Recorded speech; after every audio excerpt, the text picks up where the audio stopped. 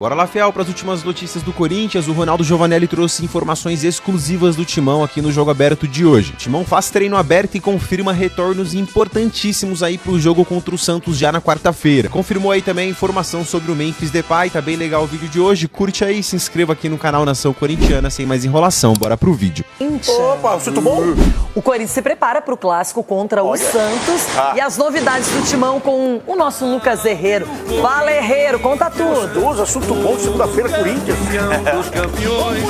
É isso, Rê. Dia de treino aberto no Corinthians. Muito boa tarde a você e a todo mundo que acompanha o Jogo Aberto. Quando a semana começa assim, não tem como ser ruim, né? Corinthians se preparando pro confronto diante do Santos. Quarta-feira tem clássico alvinegro na Vila Belmiro e todos os olhos estão voltados para quem? Não é pra mim não, é pra aqueles caras que estão ali atrás, ó. Rodrigo Garro, principalmente, ele que não joga há um mês. O Anderson Gomes vai dar um zoom no trabalho do Corinthians. Um aquecimento ainda com bola, né? E o Garro tá recuperado de uma lesão na panturrilha, aliás, ficou fora de mais da metade dos jogos do Corinthians nesse ano. O Timão fez 59 partidas, ele só atuou em 26. Tem 2 gols e mais 5 assistências. Além do Garro, o André Ramalho, o Charles e o Carrilho, os outros 3, também estão em transição, eles estavam lesionados. Desses 4 que eu citei, só o André Ramalho, que deve aparecer no gramado um pouquinho mais tarde, não está com a gente nesse momento. Corinthians que treina sem os convocados, né? O Hugo Souza, que está com a seleção brasileira, Félix Torres no Equador, o Romero com o Paraguai e o Memphis Depay, que nesse momento está em deslocamento, viu, Renata? Ele que jogou no final de semana pela seleção da Holanda, marcou 2 gols e deu 2 assistências, né? Nos 2 jogos da seleção holandesa ao longo dessa data FIFA. E além de já ser o maior goleador da história da seleção holandesa, agora também é o maior garçom. São 54 gols e 35 assistências para Memphis Depay com a seleção laranja. E ele é esperado para que nessa terça-feira faça o treinamento e, por que não, quarta-feira vá ao jogo contra o Santos, pelo menos esteja entre os relacionados. Memphis que postou um story nesse domingo, depois do jogo contra a seleção da Finlândia, fazendo tratamento na coxa direita, justamente a coxa que tirou o Memphis das últimas partidas do Corinthians, de partidas recentes do Timão. É esperar para ver o que o departamento médico vai declarar sobre o Memphis Depay para o jogo dessa quarta. Outra dúvida importante, na verdade essa é mais ou menos uma certeza, né? Porque o José Martínez, volante venezuelano, ele não apareceu, simplesmente não se representou no Corinthians desde a última quarta-feira, não foi convocado para a seleção venezuelana, que não tinha compromissos nessa data FIFA. O Corinthians espera o retorno do volante para entender quais são esses problemas pessoais dele, mas por enquanto o Martínez fora do clássico dessa quarta. Timão que tem apenas 2 derrotas nos últimos 9 jogos e tem esse confronto direto contra o Santos, viu? Se o Corinthians vencer, se afasta de vez do Z4, mas se perder, o Santos fica a 2 pontos do Timão. Corinthians é o 12º, Santos é o 16º, tá certo, Rei? Então semana de clássico alvinegro com treino aberto, devolvo para você aí nos estúdios e esperamos, né, o jogo de quarta-feira, mais um jogo que vai pegar fogo, mais um clássico entre Corinthians e Peixe. Ótimo, muito obrigada, Lucas Herrero, pelas informações. Quarta-feira, Vila Belmiro, Santos e Corinthians. Um desespero só esse clássico, hein, Rona? É, no lugar sagrado, né, onde o rei viveu ali, o rei fez grandes jogos. Agora é o seguinte, é jogo pro Corinthians ganhar, hein? Jogo pro Corinthians ganhar, para subir na tabela, dar uma tranquilidade. O Memphis deve estar voltando já, deve estar chegando já para concentração, essa coisa toda. Descer a serra, o Corinthians vai tremer. É, descer na serra ali, meu pai. Jogo difícil, mas eu acho que tem e o José Martínez já apareceu? Quem? Martínez. Não, acho que tá com problema na família aí e tal. Tá com a família, acho que o filho dele tá com problema. Mas aí o Dorival já tem que colocar um jogador lá pra, né, dar uma moral também para deixar o Martínez com a cabeça boa para cuidar da família. Dívidas, risco de transfer ban e muita incerteza sobre o futuro. Assim caminha o Corinthians. O clube divulgou o balancete financeiro do mês de julho. 103 milhões de reais de déficit. Mais uma vez, gastou mais do que arrecadou. Com isso, a dívida chega a 2 bilhões e 700 milhões de reais. Quase um quarto desse valor se refere ao estádio. O resto se divide em dívidas com bancos, impostos, direito de imagens de jogadores, além das pendências com outros times. Por falar nisso, o Timão vive mais um período sem poder inscrever jogadores. O clube sofreu um transfer ban da FIFA pela dívida de 34 milhões de reais com o Santos Laguna, do México, pela contratação do zagueiro Félix Torres. A punição cai se as partes chegarem a um acordo, mas não parece que isso vá acontecer tão rapidamente. E a coisa pode ainda piorar. O Corinthians pode sofrer mais sanções por uma dívida com o paraguaio Matias Rojas. Isso sem contar as pendências com os clubes que negociaram Garro, Maicon, José Martínez e Charles com o Timão. Além disso, segue a investigação em relação aos gastos nos cartões corporativos por gestões anteriores. Nesta última semana, a Comissão de Ética e Justiça do Alvinegro solicitou à diretoria financeira as faturas dos cartões corporativos, de janeiro a julho de 2018, período inicial da última gestão de André Sanches, que estavam faltando. O Ministério Público não cobrou o clube, porque acredita que terá acesso a essas faturas por meio da quebra de sigilo bancário. Tanto a Comissão de Ética como o Ministério Público consideram essencial a investigação dessas faturas. Soma-se aos problemas políticos e financeiros a instabilidade do time em campo. Eliminado da Libertadores e da Sul-Americana, o Timão oscila e não consegue engrenar no Brasileirão. Em 27 jogos do Campeonato Nacional, a equipe comandada por Dorival Júnior sequer conseguiu 2 vitórias seguidas. Fora os problemas com lesões. O técnico só teve o trio formado por Memphis Depay, Rodrigo Garro e Yuri Alberto disponível em um jogo do Brasileirão, no empate por 1-1 contra o Fortaleza, em agosto. O Timão ainda corre risco de rebaixamento, mas pode sonhar com Libertadores se tiver uma sequência de bons resultados. A esperança de mais um título na temporada fica por conta da Copa do Brasil. A equipe está na semifinal e vai enfrentar o Cruzeiro, mas esse confronto vai acontecer só em dezembro. Até lá, o foco é total no Brasileirão. E sem previsão de reforços, como aconteceu no ano passado. Afinal, tem muita conta que ainda precisa ser paga no Timão. Que quarta-feira tem clássico diante do Santos e, gente, o Rodrigo Garro tá de volta, tá recuperado das suas dores na panturrilha, treinou normalmente com bola e com o restante dos seus companheiros, ou seja, já tá trabalhando com o grupo inteiro, já tá fazendo as suas atividades de uma forma natural. Claro que depois de um mês afastado, pode ser que ele não comece o jogo, pode ser que ele seja apenas relacionado, entre no decorrer da partida, já ajuda, né? Ganha alguns minutos para ir soltando e tudo mais, ganhar um ritmo de jogo. Mas o fato é que é o primeiro jogador a voltar, né, daqueles que estavam participando da transição. Vamos ver se o André Ramalho também evolui nesse sentido. O André Carrilho, acho que um pouco mais para frente. O Charles, que não é necessariamente um jogador mais aproveitado, mas também tá nesse período de transição da parte física para o campo. Mas o Rodrigo Garro, a gente sabe, né, da sua importância, a sua significância para o elenco, para a sua liderança, para motivar todo mundo, né, a sua qualidade técnica, embora, né, o Bidonzinho esteja aproveitando, né, os momentos como um meia, né, um jogador um pouco mais à frente, mas eu já falei aqui, vou repetir, eles podem jogar juntos, se aproximando, que o Bidon ganhe mais protagonismo, inclusive, né? Sendo um cara que apareça mais na área, pisando na área, para finalizar, para ele e o Garro daqui a pouco se somarem na armação. Olha que maravilha, né? Não foi gerado aquele debate em determinado momento. Será que o Coronado e o Garro podem jogar juntos? E eles jogaram juntos em alguns momentos, em algumas raras partidas. É claro, dependendo das circunstâncias, você tendo 2 armadores, né? Obviamente a bola passa mais no teu pé, você constrói mais o jogo. Eu acho que o Corinthians só tem a ganhar com isso. E o Rodrigo Garro tá voltando.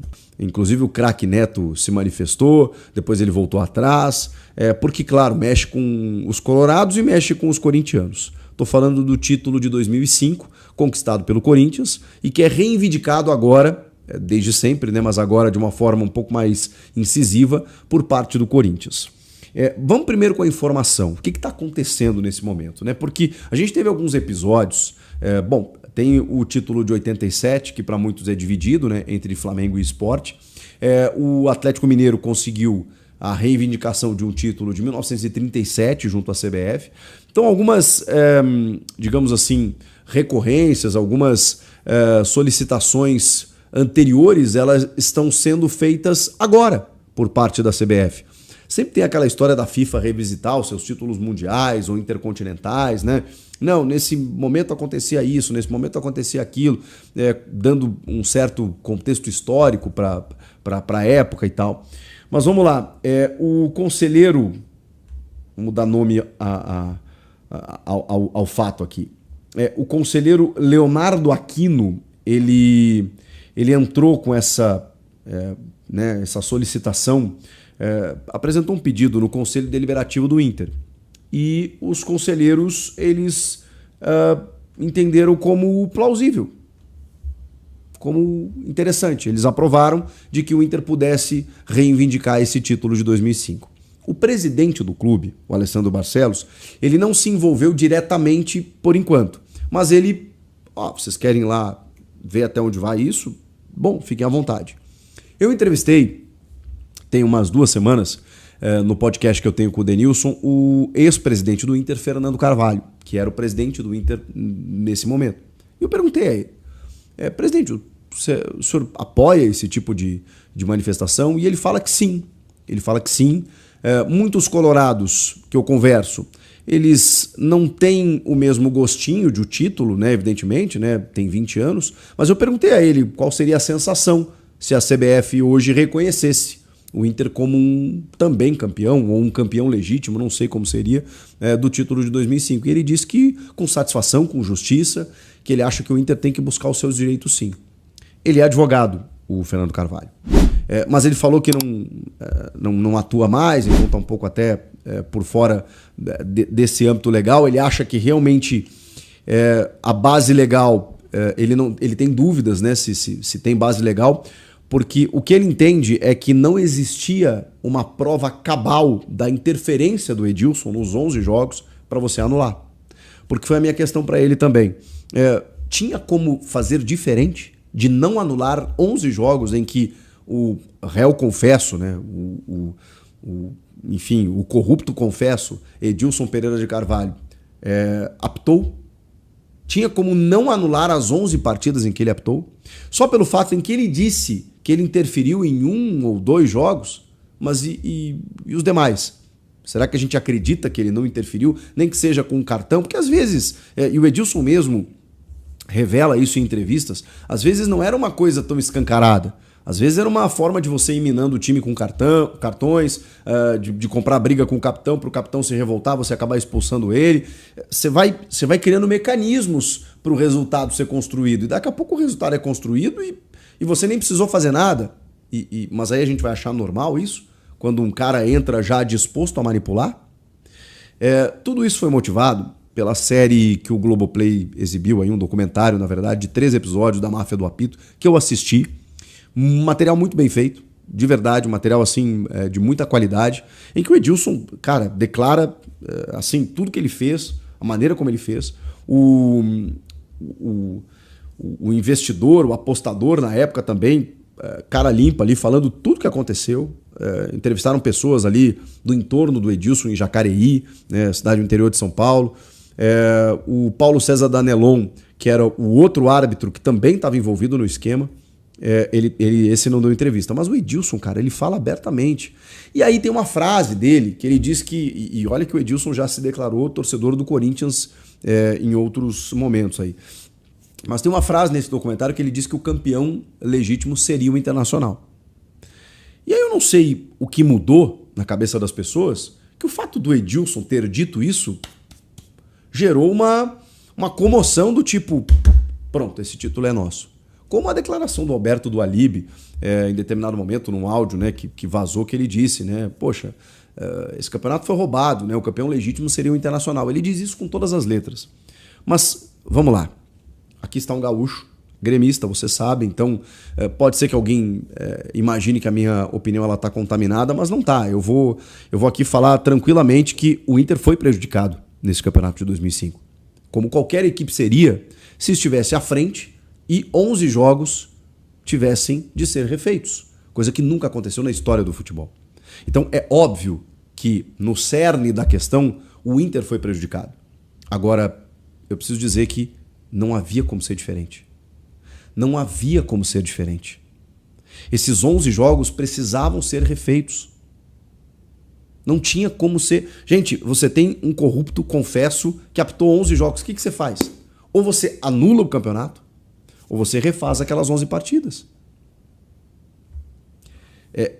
Gente, foi o único momento na história do Brasil em que nós pegamos o juiz ladrão. E nós tivemos provas.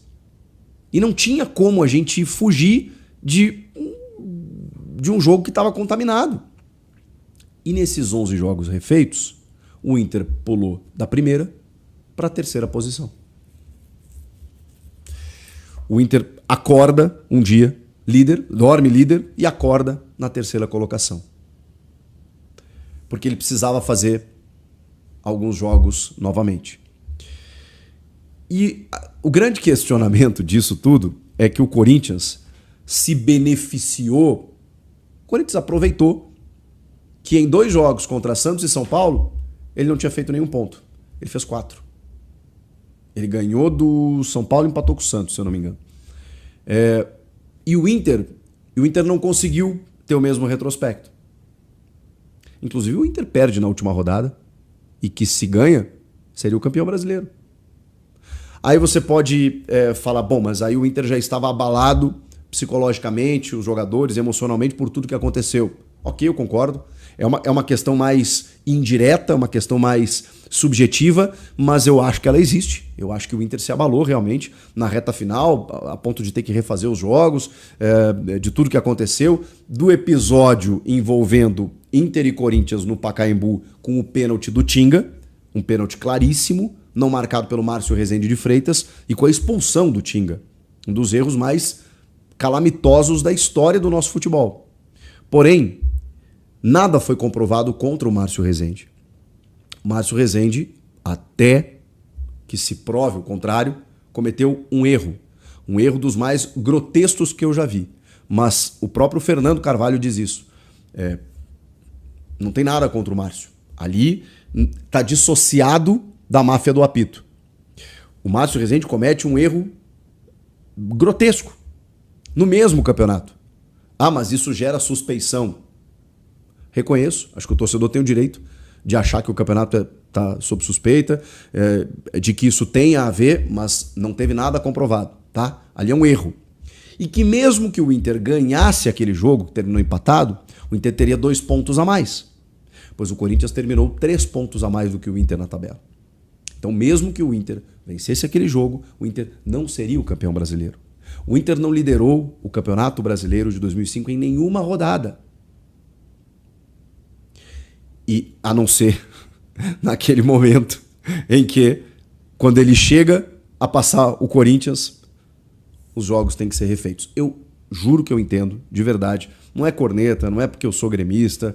Eu super entendo, gente. Pô, é um campeonato que estava encaminhado para o Inter ser campeão, ou pelo menos disputar o título até o final, e de repente você tem um erro de arbitragem contra, no confronto direto, e você tem que refazer 11 jogos.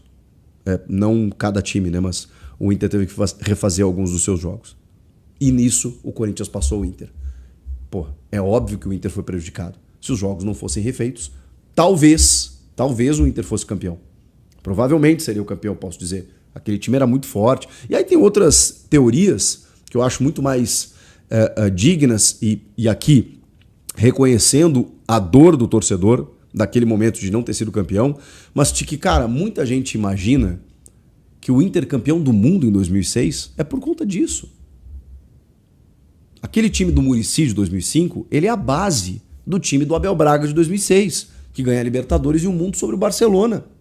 E muita gente, colorados que eu converso, né, eles entendem que, cara, aquilo forjou a gente, sabe? Aquilo deu uma casca. Porque o Inter estava voltando a brigar por títulos e em 2006 acontece o ano da história do Inter. Então eu acho muito mais legal você se apegar nisso.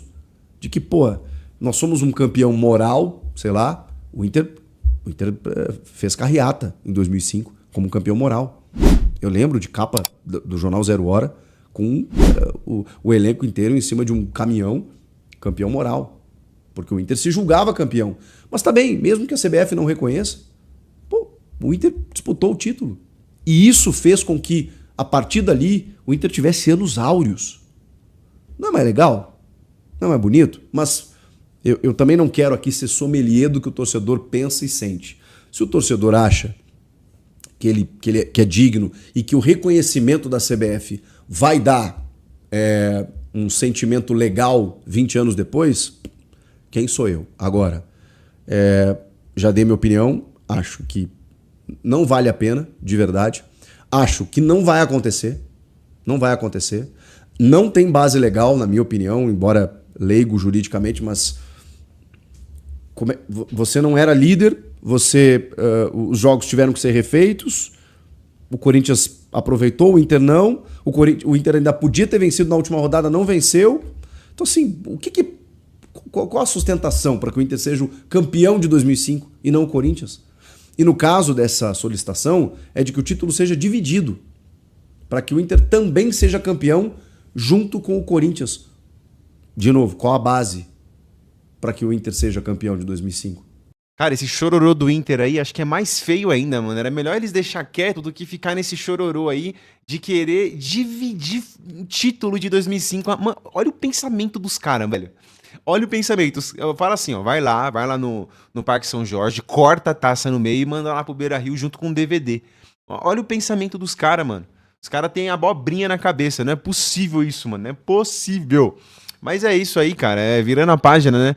O Corinthians enfrenta aí o Santos quarta-feira, fora de casa. Um jogo difícil. Provavelmente o Memphis não vai pro jogo, mano. O que vai irritar muito a Fiel. Ele já postou aquela foto lá no hotel, né? Tratando da coxa, que tá doendo a coxa, tá com muitas dores e tal. Porque provavelmente ele não vai estar no jogo. É uma opinião minha, tá? Eu acho que já, né, cobrindo o Corinthians aqui um certo tempo, algumas coisas você pega nas entrelinhas, né?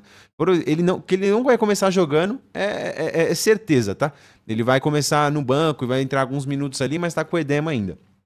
E aí o Corinthians precisa ganhar para, né, o Santos é um time de parte da tabela, não é um confronto direto, porque o Santos está um pouco mais abaixo, mas é um jogo muito importante para o Corinthians. Na sua opinião, o Memphis Depay vai para o jogo? Na sua opinião, o Corinthians vai com força máxima, né? Ganha um jogo lá, vai ser um jogo fácil, um jogo difícil? O que não confirmou ainda, eu não sei se o Neymar vai jogar, vai retornar lá pelo Santos, tá uma pressão, né, para que ele retorne nesse jogo aí contra o Corinthians. Vamos ver como é que vai ficar. Lógico, pessoal, se você chegou até aqui, curta aí o vídeo, se inscreva aqui no canal Nação Corintiana, né? Eu te atualizo sobre o Corinthians aqui nesse canal todos os dias, é um grande prazer ter vocês aqui, beleza, pessoal? Então esse foi o vídeo de hoje, logo mais eu volto com mais notícias do Timão. Um forte abraço, que Deus abençoe sua vida. Essa semana o bem vai vencer o mal. Valeu, pessoal, abraço, vai Corinthians!